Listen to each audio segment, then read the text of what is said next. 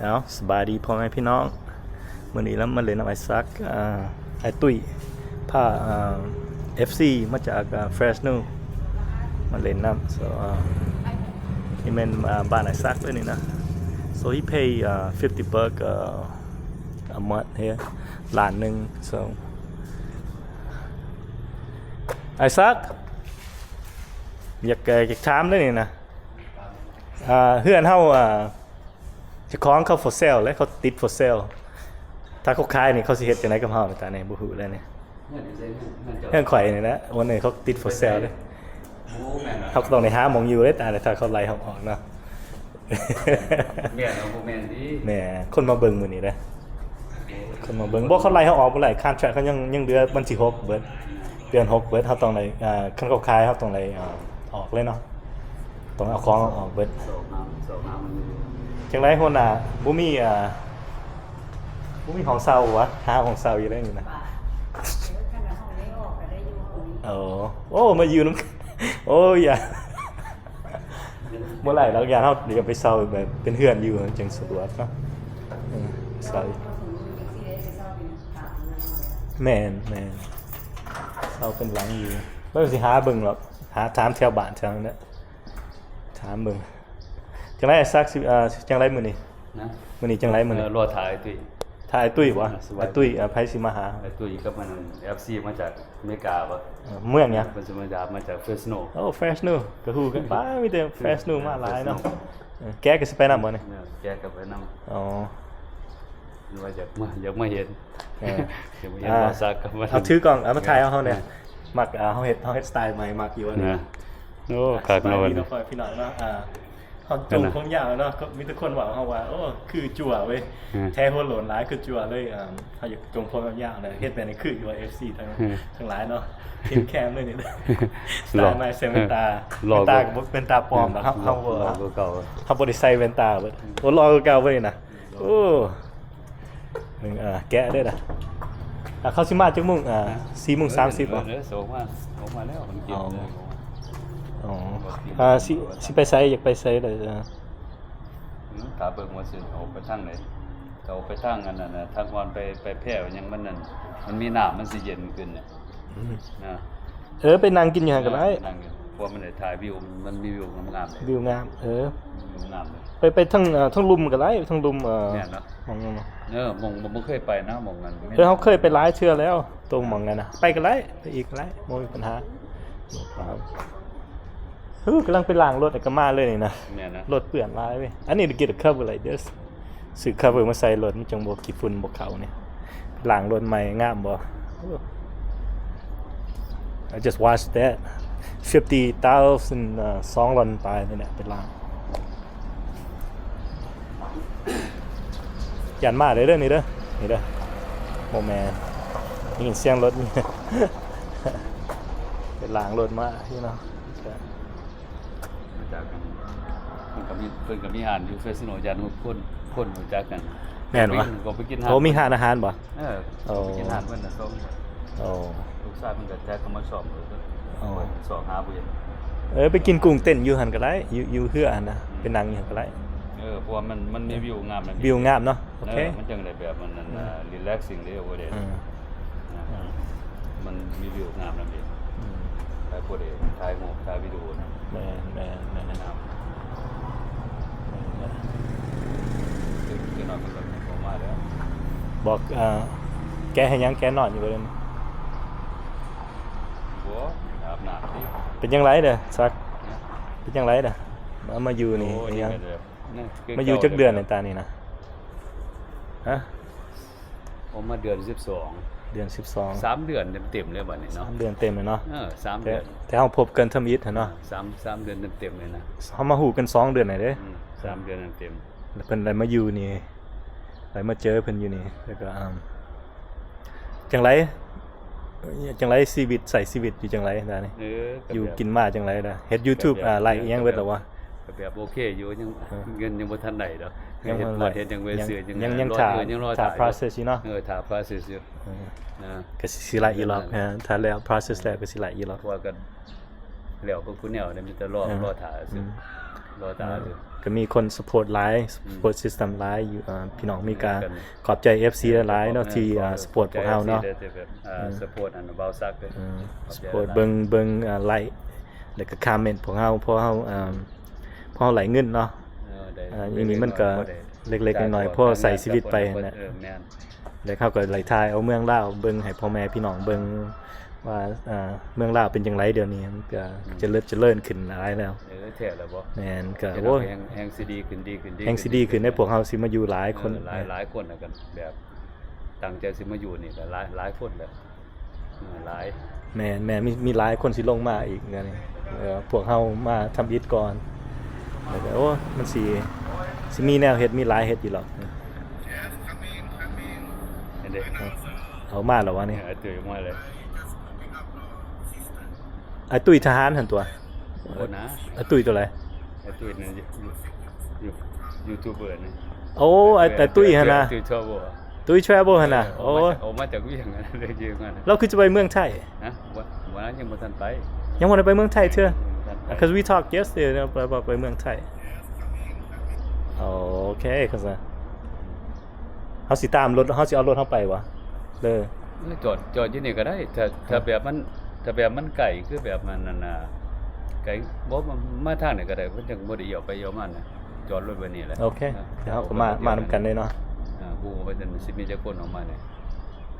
ถ้ามีหลายคนเฮาก็เอารถเฮาไปครับซะ คื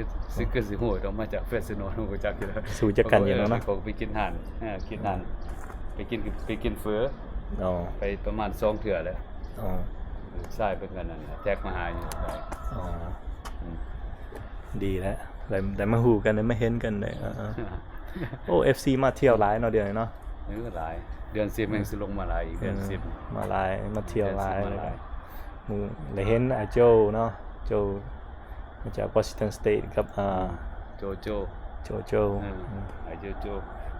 จังหวัด มื้อ มันสิสะหกสิ มื้อมันก็สิลงมาอีกได้มื้อ เอื่นสิลงมาหาเหรอวะ มานี่ก็สินั่นเฮ็ดก้อยเฮ็ดลาบ โอเคมาเฮ็ดกินซุ่มกันเนาะ เจ้าน้อยเพิ่นก็สิได้ไปแล้วบ่ได้เห็นสิบ่ได้ จัง เห็ ห น วะบ่ได้เห็นเพิ่นก็สิติดต่อพวกเฮาอยู่หรอกไลน์เด็กโฟนกันไลน์ WhatsApp กันหลาย เพิ่นกันเรือบ่หลายมื้อนะ เนี่ย เรือบ่หลายมื้อเห็นกันเทื่อ1 2 3เทื่อกันนะ โอเคถ่ายตุ้ยมาเนาะเอ้า สบายดี เพิ่นว่าเพิ่นถ่ายอยู่นอกเนาะแกมาคือกันได้นี่ next chapter right next chapter in Lao đấy I suck life turn around then so welcome back นี่นะสบายดีเนาะพ่อแม่พี่น้องเนาะมีหลายคนบ่สบายดีเอารถ2คันไปบ่ ไปขั้นไหนบัดนี้ สบายดี ไปนะไปหม่องใดนี่ ไปใส่ไปครัวหั่นบ่ ไปครัวหม่องใดหม่อง โอเคสิเอารถเฮาไปเด้อเดี๋ยวสิตามเด้อถ่ายอยู่เด้อโอเคไปนำกันเอาสิไปนำตุ้ยแน่เนาะตุ้ยกับ SC มาจาก Fresno พาไปกินข้าว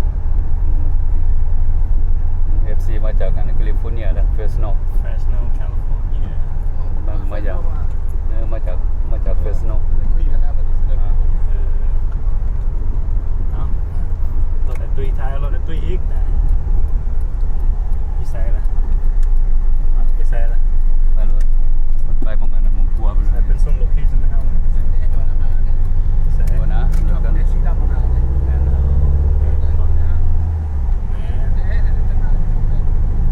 มนรถช็อปนะ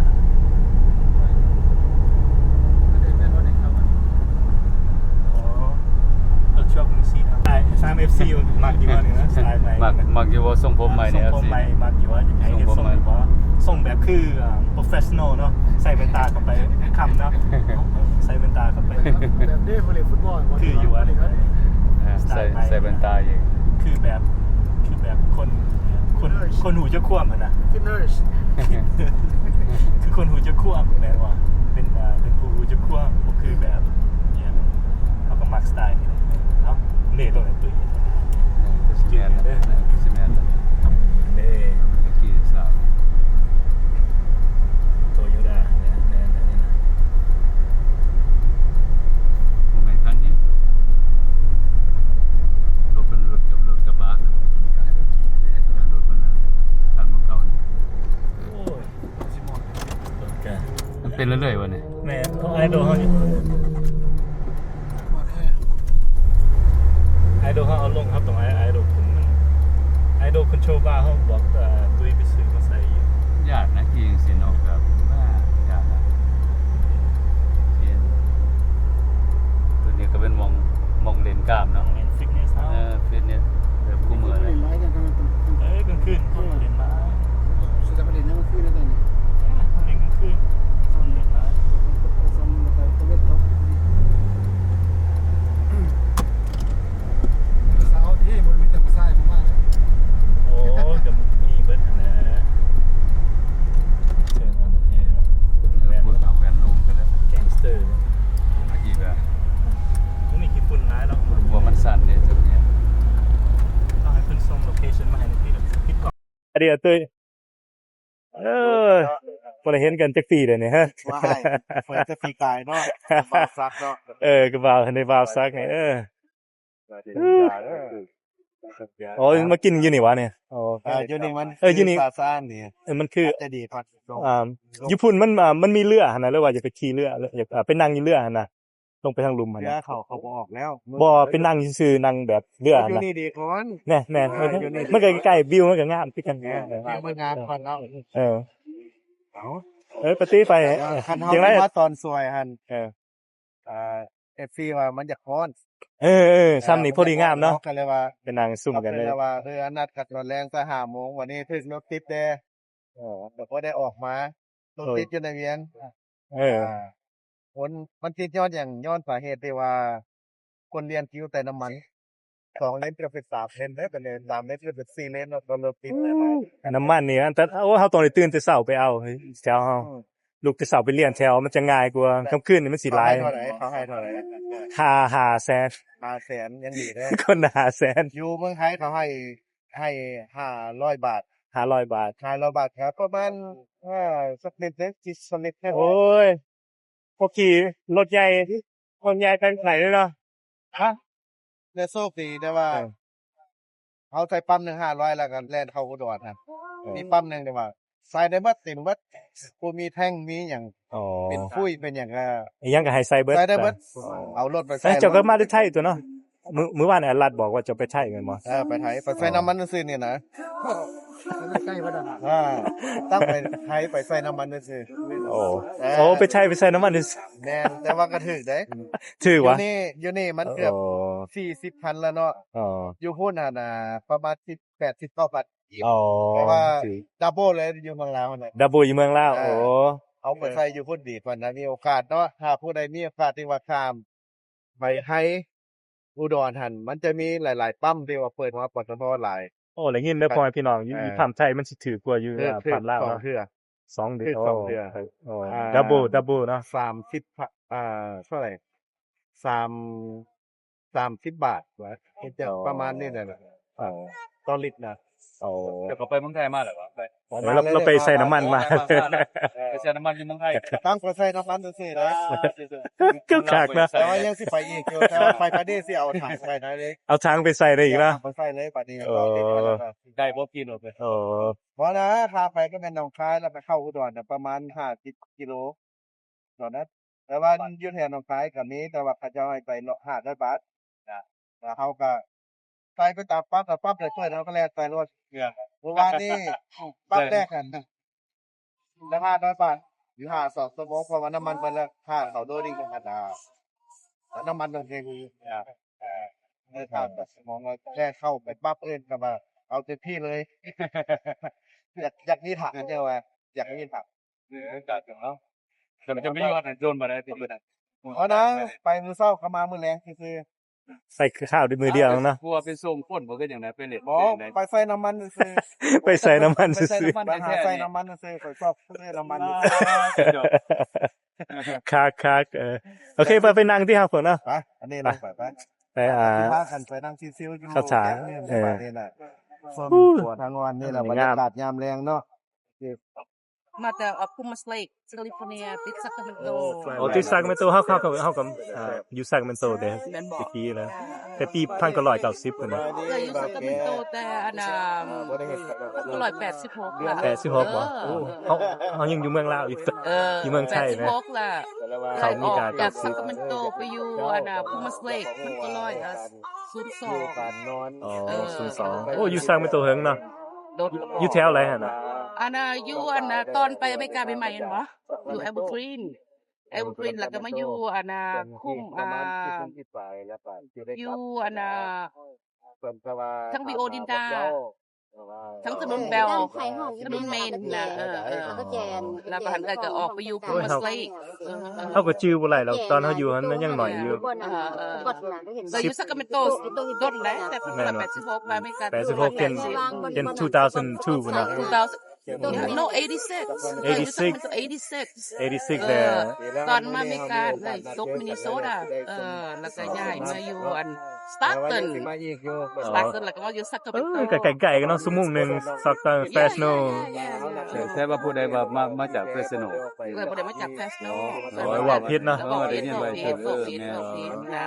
ไปติดตามหมดจะได้ แม่นบ่ ติดตาม เข้าใจเด้อ ไอ้ตุ้ยอันน่ะเป็นไอฮักแล้วก็เป็น FC ละพร้อมอยู่อันน่ะฮาวาย เอานั่ง คันว่าเขาเจอกันเมืองหามื้อหันมาหลายคนผู้หนึงมาจากซานดิเอโกล่ะผู้หนึงหันมาจาก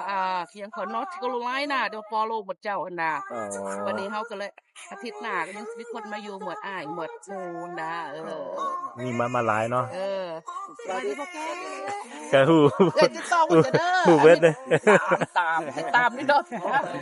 ขอบใจหลายๆได้ขอบใจ เขาก็เลิกไปเขาก็เลิก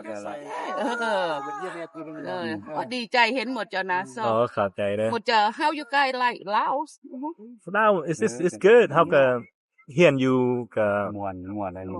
ม่วนแบบถ้าจะบ่มีครอบครัวมันคือสิคักคือสิม่วนบัดคนมีครอบครัวแบบเฮานี่โอ้ย จักหน่อย นั่งไห้คู่คืนนะแบบคู่คืนคิดฮอดลูกเบิ่งโฟนเฮาเบิ่งรูปเขาโอ้ยก็น้ำตาไหลคนเดียวอย่างนั้น ชีวิตมันต้องสู้ แม่น but I'm proud you guys so proud you guys ทุกคนจะเป็นคนแก่ขนาด แม่นแบบไอ้ซักไอ้ มาก็ต้องแบบฮัก ไอ้ แท้ แกมันสบายแล้ว ฮักแท้หลายคนก็ตาม อย่าบอก มา แน่บอกแน่โซ่กี่ได้ยังไงบ้าง เอ้ยเอาว่าพวกม่วนๆเนี่ยไอ้ซักจังได๋มาอยู่ลาวนี่นะเฮ้อ ม่วนอันนี้ม่ ม่ ว วน น ได้ เด้ ว่ามัก อยู่ลาว มักม่วนม่วนมักแบบตามธรรมชาตินะแบบม่วน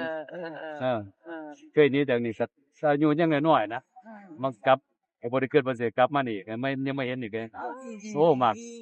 หลายมัก ปัดยากหน่อยจะมีอาวุโสน่ะเนาะคนนี้ยอดเลยบอกให้ยอดเลย เป็นตัวอย่างให้น้องให้นุ่งคนมาทางไกลกันตัวรับสอน ยังวัยรุ่นอยู่นะ ไว้ด้วยเอายังไว้รุ่นเอาแกด้วยนะจังได๋แกมาเมืองลาว ว่าแล้วก็เส้นอย่างเส้นแบบโมปูประมาณนี้แหละนั่นล่ะมื้อใดมื้อนึงเป็นมื้อของเฮา จ้ะ ว่าเฮามาตกนี่ดีได้ว่าเพิ่นก่อนทำพอดีแก่ว่าเห็นหมดเจ้ายิ้มหัวนี่โอ้ดีใจขนาดพี่น้องซัคราเมนโตเด้อแคนาดาอยู่ไสกะยาแวนคูเวอร์บ่you knowแคลิฟอร์เนียอยู่ไสกะยาน้องนุ่งเขาเจ้าดีใจเขาเจ้าแฮปปี้หน้าตาเขาเจ้าสดชื่นไผอยากซัพพอร์ตยังงั้นติดต่อหาไอ้ตุ้ยเด้อคือว่าคั่นเนาะล่ะเนาะ โดย อย่าลูกสาวเอ้ยลูกเคยอย่าติดตามหมดเจ้าคนอย่าหมู่บอกหลายคนเด้ ขอบใจได้หลายเด้อ FC ตามพวกเรา ทั้งแคนาดาแฮกคักว่าคันมาให้มาเจอหมดเจ้าเด้อว่าซั่นน่ะแล้วเขาไอ้ปนบอกไผบอกนะเขาก็ติดตามหมดเจ้าได้หลาย มีคนน่ะที่มาจากแคนาดาอยู่มันจะกระโทรมาเนี่ยโหจักอยู่ไสมันเพิ่นก็อยู่นั่นออสเตรเลียโต เอ้ยสิมาอยู่เฮิงปานใดล่ะจ๊ะ น่ะที่หน้ากลับได้ล่ะ ที่หน้าโอ้ไว้เนาะ บางเทื่อก่อนกลับเจอกันอีกมีผู้ใหญ่มาหามันจะเลยมาเล่นน้ำโยคะมา ถ้าลงมาก็ติดต่อไอ้ตุ้ยหั่นแหละไอ้ตุ้ยก็ติดต่อพวกเฮา อ้ายเฮาเนาะแหม่ไอ้ตุ้ยก็ฮู้เลขโทรกันแล้ว พูดกันหมดทุกคน โทรหากันก็พบเพิ่นแต่มาเล่นซื่อๆเนี่ยมาเล่นแล้วก็อยากเห็นหมดเจ้าเนาะก่อนอยากเห็นน้องเห็นนุ่งเนาะอยากเห็นสุขภาพเป็นจังไดเนาะ ม่วนว่านี่มานี่มานี่โดนแล้ววะเนี่ยเดี๋ยวมื้อเลย สมัคร3อาทิตย์นั่นล่ะ โอ้ตามมาดินเลยนะ ไปไต่ก่อนไปบ้านเฮาก่อน ไปไต้วะเมืองไรไต้ถ้าปากเซ่วะนะ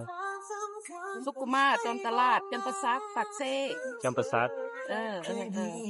โอ้อยู่แถวอยู่แถวเฮาเลยเด้อร่อนไว้สานฟอเฮา ปูฮู้ว่า เจ้าหาก็มานั่งนี่ท่านได้สั่งแล้ววันนี้ ทั้งหิวโอ้โอ้เจออยากสั่งเด้อสั่งเด้อทั้งหิวแห้ง บ่อยากเนี่ยบ่ล่ะกินหยังก็กิน เอาไป เอาเมนูสั่งกันได้มาคือ เอาสั่งปลามากินน้ำกันที่ผมนะ สั่งเลย สั่งแบบปลาอันน่ะ ม่วนเด้อเนาะมอดของเรานี่ม่วน เดี๋ยวเฮาไปกินน้ำกัน ปีหนึงมากูปี ใช่อยากหน้ามื้อตุ้ยเอา พี่กายก็มากับหลาน จอกมาให้นะ มาที่คนนะ เดสตี ลูกชาย2พี่กายมีลูกชาย2ลูกสาวผู้นึงก็มาเมิดหลานสาวก็พากันมาคุปีลูกสาวก็แล้วเฮาก็มื้อบัดสิกลับมาอีกอันนั้นไปมาวันที่6ก็มาอีก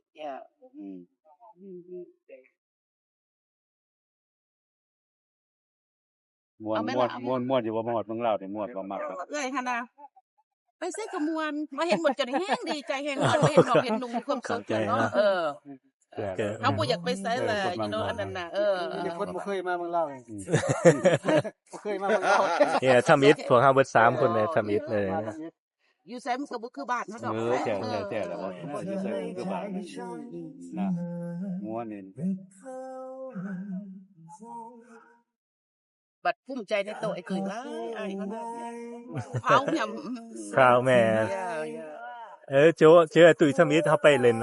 บุญแข่งเรือเนาะไปเจอเพิ่นอยู่บุญแข่งเรือแล้วก็ ติดต่อนะร้านเจ้ามาเนาะผู้แขกมา เจอพวกนี้ เจอมันนัดอาโจเลยครับ เฮืออยู่ยังเคยเป็นจัดเด้ โอ้แม่บอก แล้วก็ได้ฮู้กันเลยตอน ผมพาครับพวกนั้นขึ้นหลวงพ่อบางมาแล้วกินข้าวแกมทางประสบการณ์ทุกอย่า เฮ็ด ง เบิดเลยนะ อยู่ใส่ก็กินอยู่หม่องนั้น ขี่รถไปลวงผู้บ้านหมดแล้วพวกเอา อย่าอ่านเด้ ย่านตา ทุกคนเห็นอยู่ได้ไอ้ตุ้ยทุกคนนำมือได้ว่าฝนตกเนาะอ้าย ฝนตกอันตรายเว้ย มันตกกลางคืนตกแล้วแล้วมันทางเปียก ทางเปียก เป็นอันเนี่ยจ้างรถนี่จ้างเขาก็แต่ปัญญาไปที่ไปอยู่บอนที่ปลอดภัยตกเอาได้เลยเอาได้ตก เปิดเป็นหัวควรนะ อาทิตย์แล้วจะเห็นจะสิแฮงสิว่าขวัญหาสาวมีแต่ผู้สาวหนุ่มๆรุ่น6-70 ปีนั่งถ่ายตุ้ยเลียนสลายอยู่ แม่นเหรอเจ้าถือกันสิได้แห้งว่านั่นล่ะ ได้แห้งเลยอ้ายมันน่ะ แห้งว่า ไปก็ตามไอ้ตุ้ยเนาะติดตามเด้เขาก็อยากเห็นหมดจะคือกันบัด เห็นเขาแล้วเห็นน้ำกัดทุกคน บ่ได้เห็นหมดแล้ว ก็เฮาก็โทรหากันนะแม่มื้อวานใน FC มาจากวอชิงตันสเตทอยากจะเห็นไอ้รัดกับไอ้โจเลยพ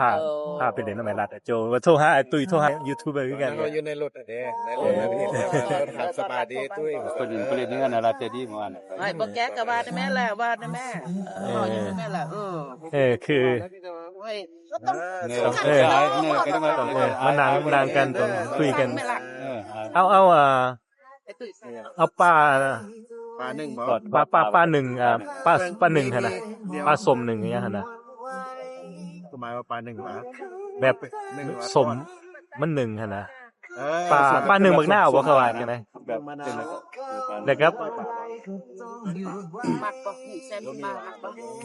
มีกุ้งเส้นปลาบ่ล่ะกุ้งเส้น กับนี่บ่มีปลา ข้าวเจ้าของเฮา1 2 3 4เอาข้าวเจ้าเบิดติเนาะเอาหาบ่ สั่งรถบ่จะเอาสั่งรถมีข้าวผัดเดี๋ยวแล้วก็กินข้าวเจ้าหั่นนะ บ่กันมาฝนเอาอันนี้ สั่งอีกสั่ง เอาข้าวเป็นจองเป็นบักใหญ่ครับเฮามาตักโดยเอาข้าวขาว จับไปน้ำเนี่ยแหละ มันเป็นข้าวผัดและข้าวขาวนะครับสั่งมาหลายมันจะบอกว่า เอาข้าวขาวมากินน้ำกันเลย ไหว้บ่คือเบียร์ ตามใจเอื้อยเพราะเฮากินหลายเบิดเฮาบ่ตีหรอกไหว้ก็ไหว้เฮากินไหว้น้ำ ว่ายมันแห้งพวกเราเปีย เอาบอกว่าเขากินซัมเมอร์บี้หั่นน่ะซัมเมอร์มันคือไวน์คูลเลอร์อยู่มีการมันหวานเก็บท้องเลยหวาน มันเป็นผู้หญิงกินเด้เจ้า แม่ มันหวาน ผู้เป็นผู้หญิง มันขึ้นแบบ บอกว่าตามใจ ผู้หญิงแล้วอันนั้นน่ะ แบบนายเทรน พวกเจ้าอยากอีหยังก็ค่อยบ่ตีหรอก มันก็อยากมันจะสั่ง เจ้ากินบ่ ได้บ่ โดย กินก็หมู่ก็สั่งแบบไปหาหมวดน้องเด้อไปเบิ่งเขาเดี๋ยวก็ได้เจออีหลีพี่น้อง หมู่บ้านก็แห่งหลายคนหมู่บ้านก็แห่ง านนี้วางแผนหั่น เมื่อวานก็เฮงเต็ม สิมา เบิด หา เอือ เจ้าก่อนหลังจากนั้นหั่นนั้นมื้ออื่นน่ะว่าสิไปกินเคิร์ฟไปหา2คนน่ะที่ว่าให้ไปหาเขาเจ้าหั่นน่ะ โอ้ เจ้าน่ะแล้ววันนี้เจ้าเนี่ยค้าวันเกิดของหลานเราจะมายกเลิกก่อนเราสิไปมื้อหนึงอยู่เฮาสิพาเราไปแล้วกันขาดว่าสิ น้ำตัดเขาจะ ไปเล่นน้ำกระเจ้าแล้วแล้วที่ออกไปนอนบางเวียงเลยคืนหนึงแบบนั้นนะ โรงเรียน ถ้าพวกเจ้าสนใจว่ารถไปก็ได้การเอาไปเนี่ยนั่นไปก็จะไป หลายวันเวียงกันพวกเจ้าอยากไปบ่พวกเจ้า ประหยัดน้ำมัน เออ แม่นไปนํกันได้นี่ชั่วโมงหนึงแล้วก็วังเวียงนี่บ่ไกลบ่ฮอดเด้อเนาะขี่ทางไปเนาะ ดี๋ยวก็หมายว่าไปหินเหือบเนี่ยครึ่งชั่วโมง อ๋อ ประมาณเลยว่าครึ่งชั่วโมงเนี่ย40 นาที อ๋อ ของหินเหือบไปหันครับประมาณ15 นาที อ๋อ ใจใครว่ามันขวดทางนั้นแล้วเราก็ต้อง แต่ไป เที่ยว ก็ ทาง ไป นั้นมันเนี่ย ไปก็ไปเงิน ทา นะ งซับสิไปแก้สิไปนะเอาไปเลี้ยงคือว่าเอาลูกอันวันรถคันนี้น้ำมันหลาย รถข่อยไปบ่ไหลมันโอเวอร์ฮีท รถเป็นแลนนิ่ง เคยไป ไกลบ่ได้ ไกลบ่ไหลสิซื้อเรเดอร์ใหม่มาใส่อยู่ มันรถเก่าน่ะซื้อรถเก่าเลยมีของเสียเพหลายเฮาต้องได้เปลี่ยนนั่นเปลี่ยนนี่นะเขาจอดแม่น15 ปีพุ่นน่ะ ถอดโมเดลสเตทออกว่า เอาใส่เลยเอาซื้อมาใส่ล่ะเทอร์โมสแตท น้ำมันแลนไว้บ่น้ำแลนว่าแหละกับอันฮอดอีกโอเวอร์ฮีทอีกแล้ว อ๋อมันเป็นน้ำเรเดอร์เฮามันหัวตานี่เลยเขาซื้อเรเดอร์ใหม่มาใส่ นี่น้ำแห้ง เลยใส่ไม้มันสิเป็นจังไดคอยแปลงคอยไปน่ะ รถจากบ่ได้ใส่เนาะก็ตามราคา ก็มือสองมันก็ต้องแล้ว กินคำเนี่ยได้ว่างานนี้รถใหญ่ขี่ได้บ่ได้ มีรถใหญ่ คันต่อไปก็ได้สร้างให้แก้ก็สิมีที่ไหน ไอ้แก เซารถหน่อยอยู่รถจักรกันขี่บ่เป็นบางทีขี่แต่รถใหญ่เป็นขี่บ่เป็นรถหน่อย ขี่อยู่คันเดียว รถจักรขี่บ่เป็น ขี่รถจักรน่ะ พออยู่บนขี่แต่รถใหญ่เด้ รถบ่หลาย บนลึงแล้วรถจักรครับหยานเว้ย โอ้อย่า ปล่อยเป็นไป เป็นหยังโอ้ยก็บ่แน่นะทั้งเทื่อก็ล่มเองทั้งเทื่อก็คนมาตามเฮาทั้งเทื่อก็เป็นนั้น ระวังแต่ตัวนั้นหั่นแหละ เอ้ยเคยติดตามบ่กันจริงๆเลยไอ้เห็นรถสึกเข็นรถอย่างนี้เห็นบ่ติดตามก็ได้อันนี้แห้งสลัด แห้งสลัดวะ โอเค กำลังเริ่มนะ กำลังมาใหม่ก็เอา เฮ็ดก็พอได้อยู่เฮ็ดก็ มีทางเดียวมีโอกาส หมูจะเอาเบียร์อย่างละ เอาเบียร์เหล้า เอาเบียร์เหล้า อยากเอาซัมเมอร์บีบ่ อันนั้น ทำเหล้ามันกัน เอาเราอันนี้เจน เราเอาเจล อันนี้เกณฑ์มาอันนี้เกณฑ์ เอาเบียร์เหล้าก็ได้ อาเบียร์เรานั้นอันนี้เกณฑ์น้ำแล้วนะ เอาให้แต่เพิ่นนะเพราะเฮาสิกินเบียร์เหล้าดอก อาเบียร์เรา2 ขวดอันนี้เกณฑ์2 ขวดเป็นไงเรามีไวน์บ่มันยังมาอยู่ตัว อยู่ นี้ ไว้แรกบ่ลูก ไว้แดงบุ้งเฮ้ยจ้ะ ระดับกระบอกนี้ บ่มีไวน์เลยเนาะก็เอาเบียร์นั่นแหละครับ เฮ็ดกินก็พอโอเคอยู่ก็พอได้ เพิ่นก็มีเหล้าเลยแหละครับ เบียร์แล้วบัดนี้ กินก็กินน้ำหนอง เอาเหล้ามาปนกับน้ำ อุ้ย โคก โอ้ย คืออยู่มีกาพวกเฮาเอาเฮนเนสซีมาปนกับน้ำโคกเว้ย แค่นั้นสิมันก็ชาติสเปนชาตินั่นล่ะเนาะon the rock นั่นเนาะไงนะ เมากูพวกเฮา ตัวนี้ไปบ่เป็นครับรถ โอ้ยตุ้ยบ่กินเนาะไอ้ตุ้ยมีแต่กินเบียร์นะพวกเฮาโอ้ยตุ้ยเก่งเลยระเบิดโอ้ย จะกิน เก่งเลย นี่ ตุ้ย เอาออนแล้วเอาแล้วไอ้ตุ้ยออนแล้วเอาแล้ว ก่อน ยังมีเงินมีแห้งอยู่ดิ ว่านี่สู้กันดอกมันกวดนึงไหนไหวแล้ว แล้ว ฟ้า เฝ้า เหรอ เฝ้าแลนมาบักไว้พวกแล้วญาติบ่ทันเนี่ย แม่นวะ 50 กิโลเนี่ย เนาะ แล่นเยี่ยวๆมาเลย เอาดีใจก็ได้เจอบ่จะเด้อ ดีใจกันนะดีใจ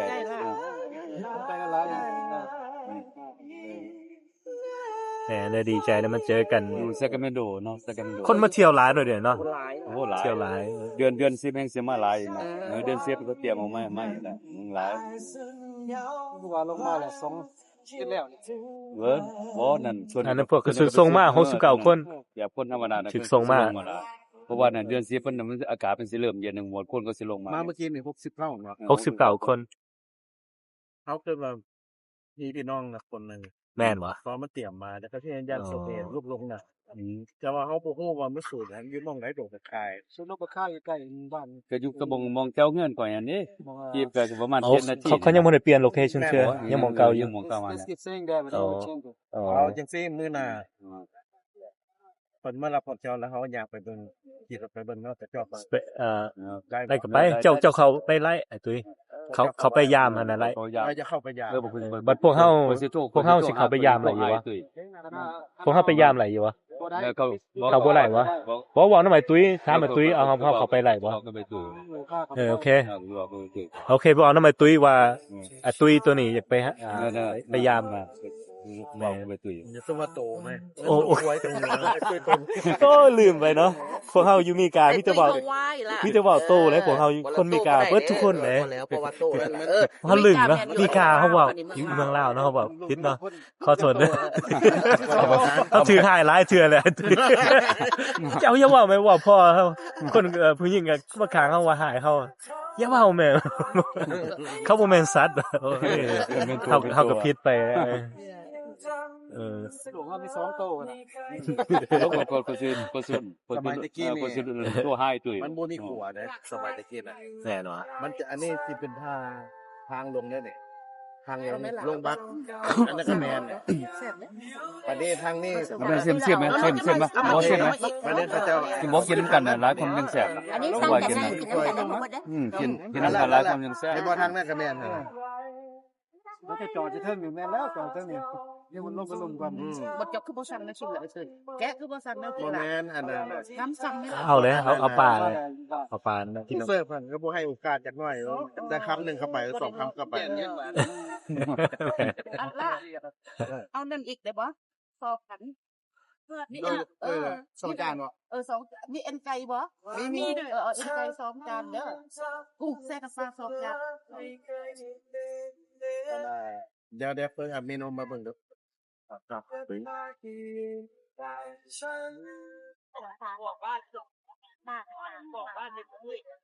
นอยู่ตอนไอ้ตุ้ยตอนตีกันเอาวะ